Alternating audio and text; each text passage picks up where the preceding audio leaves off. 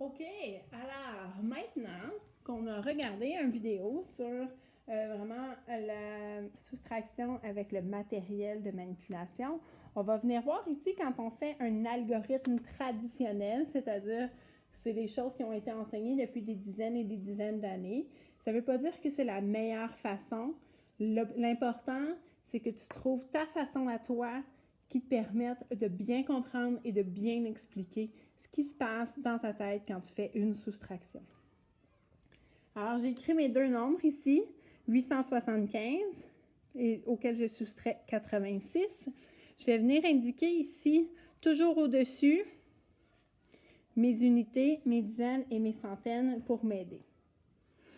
Donc, quand on fait l'algorithme traditionnel, on n'a pas vraiment le choix de commencer par les unités. Donc, j'ai 5 unités auxquelles je vais en retirer 6. Donc, comme ce n'est pas possible parce que j'en ai juste 5, je vais devoir venir prendre une dizaine ici. Donc, je prends une dizaine, il va me rester 6 dizaines et l'échanger pour 10 unités. Donc, c'est vraiment un échange.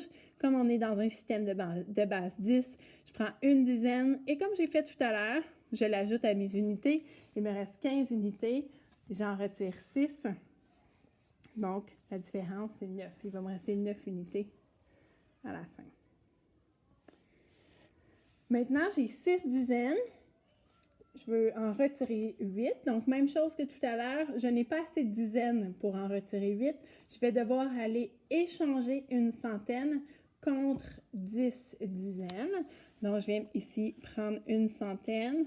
Il m'en reste 7. Je viens ajouter 10 dizaines à mes 6 dizaines que j'avais déjà. J'en ai 16. 16 moins 8. 8. Finalement, j'ai 7 centaines auxquelles je ne retire aucune autre centaine. Donc, voilà mon nombre.